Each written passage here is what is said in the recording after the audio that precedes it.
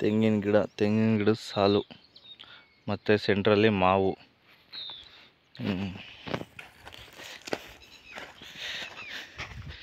ಈ ಕಡ್ಡಿ ಹಾಕಿರೋದು ಗಿಡಕ್ಕೆ ಸಪೋರ್ಟಿಗೆ ನೋಡಿ, ದಾರದಲ್ಲಿ ಕಟ್ಟಿದ್ದೀವಲ್ಲ ಸಪೋರ್ಟಿಗೆ.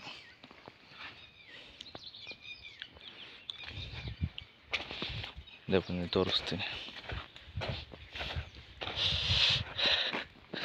ತೆಂಗಿನ ಗಿಡ, ಕೋಕೋನಟ್ ಟ್ರೀ.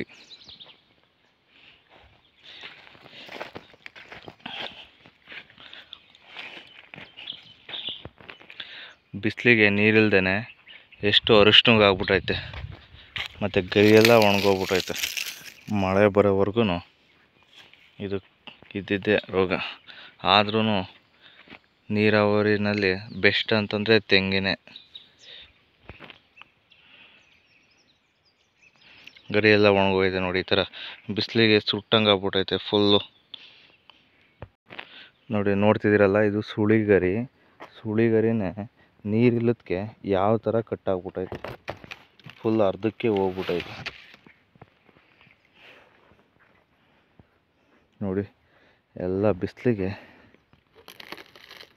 ಈ ಥರ ಒಣಗ್ತಾನೆ ಇದ್ದಾವೆ ಗಿಡಗಳೆಲ್ಲ. ಅಂತರ್ಜಲ ಫುಲ್ಲು ಕುಸ್ತೋಗ್ಬಿಟ್ಟಿದೆ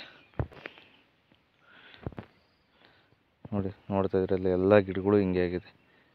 ತೆಂಗು ಇದೊಂದು ಮಾತ್ರ ನೆರಳಲ್ಲೈತೆ, ತುಂಬ ಚೆನ್ನಾಗೈತೆ. ತೋರಿಸ್ತೀನಿ ಬನ್ನಿ. ಈ ಥರ ಇರಬೇಕು ಗಿಡ, ಹಚ್ಚ ಹಸಿರಾಗಿ. ನೆರಳಲ್ಲಿ ಇರೋದಕ್ಕೆ, ಮಾವಿನ ಮರದ ನೆರಳಲ್ಲಿ ಇರೋದಕ್ಕೆ ಗಿಡ ನೋಡಿ ಎಷ್ಟು ಚೆನ್ನಾಗೈತೆ.